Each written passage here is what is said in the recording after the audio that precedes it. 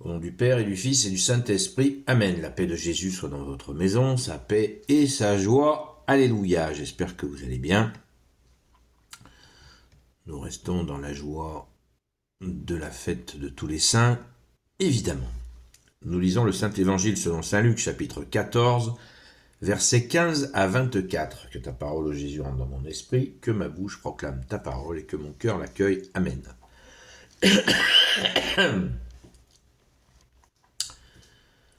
En entendant parler Jésus, un des convives lui dit : « Heureux celui qui prendra part au banquet dans le royaume de Dieu. » Jésus lui répondit : « Un homme avait préparé un grand dîner avec beaucoup d'invités. Quand vint l'heure du dîner, il envoya son serviteur pour dire aux invités : « Venez, tout est prêt. » Mais tous, comme un seul homme, commencèrent à s'excuser. Le premier lui fait dire : « J'ai acheté un champ, il faut absolument que j'aille le voir. » « Tu voudras bien m'excuser. » Un autre dit : « J'ai acheté 5 paires de bœufs et je vais les essayer. » « Tu voudras bien m'excuser. » Un autre encore dit : « Je viens de me marier, c'est pourquoi je ne viens pas. » Le serviteur revint et fit le rapport à son maître. Alors le maître de maison se mit en colère et dit à son serviteur : « Va tout de suite sur les places, parcours les rues de la ville, tu amèneras ici les pauvres, les estropiés, les aveugles et les boiteux. » Le serviteur revint lui dire : « Seigneur, on a fait ce que tu as commandé, mais il y a encore de la place. » Le maître dit au serviteur : « Va voir aux sorties de la ville, du côté des baraquements, et oblige les gens à entrer pour que ma maison soit pleine. » Mais ces messieurs que j'avais invités, je vous dis que pas un d'eux ne goûtera de mon festin. Merci Jésus pour ta parole. Alléluia. Qu'est-ce qui se passe encore ? Minute de contexte. Qu'est-ce qui sont ces gens qui refusent de participer au festin ? Eh bien, c'est encore l'ancienne alliance qui a vrillé.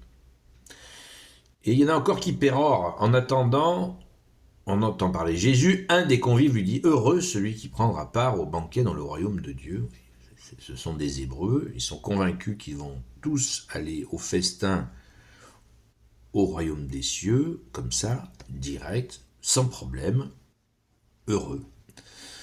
Mais Jésus leur décrit la situation qui est présente dans le contexte, minute de contexte, c'est que les tenants de la religion de l'époque, eh bien, ont instauré un système qui est sans l'amour de Dieu, sans l'amour de Dieu.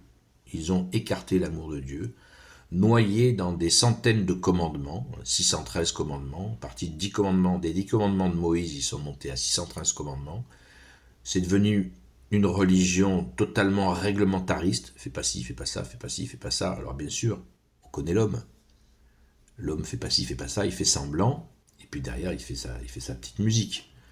Et il s'écarte de Dieu, parce qu'il n'a pas compris, puisqu'on l'a envahi de commandements, fais ceci, fais cela, eh bien, il n'a plus trouvé l'amour de Dieu.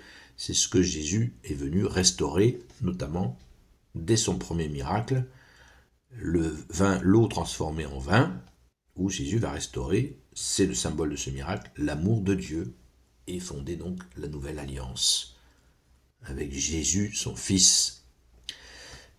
Et tout ce qui nous est rapporté là, c'est dire qu'il décrit la situation de beaucoup d'Hébreux de l'époque qui refusent l'amour de Dieu en s'inventant des prétextes, un chant, l'autre des bœufs essayés, d'autres qui va se marier, d'autres ceci, d'autres cela, des excuses à 2 balles.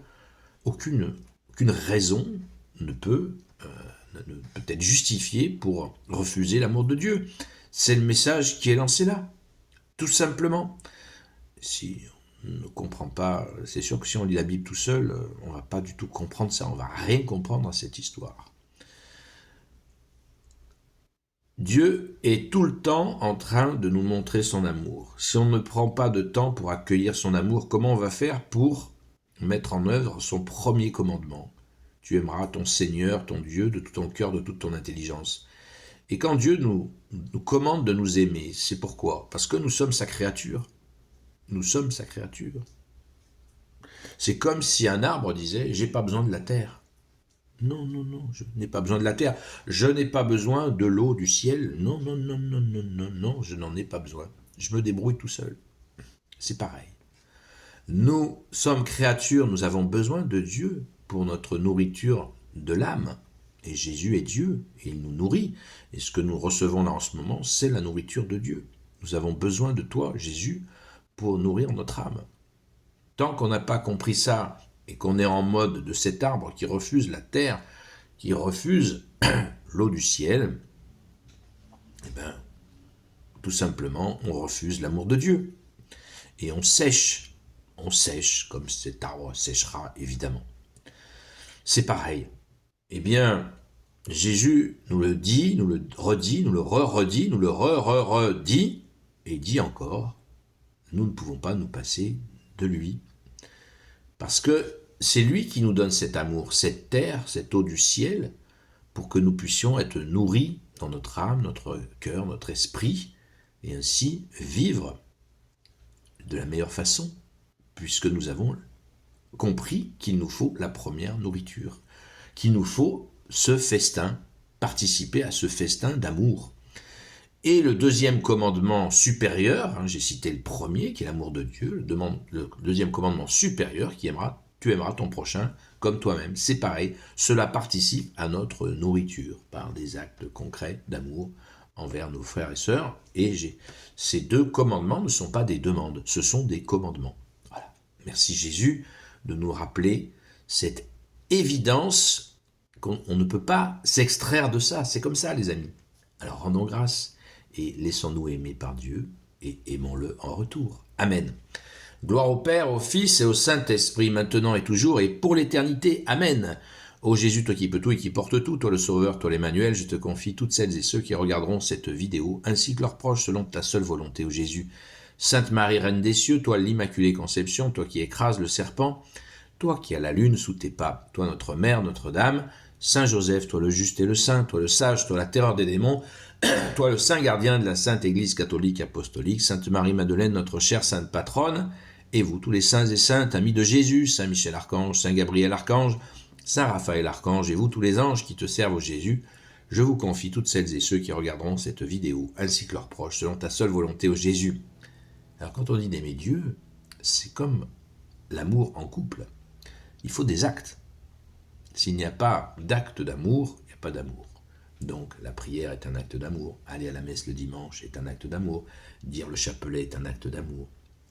Aller s'arrêter, quand on passe devant une église, s'arrêter, passer un moment avec Jésus, c'est un acte d'amour, etc., etc.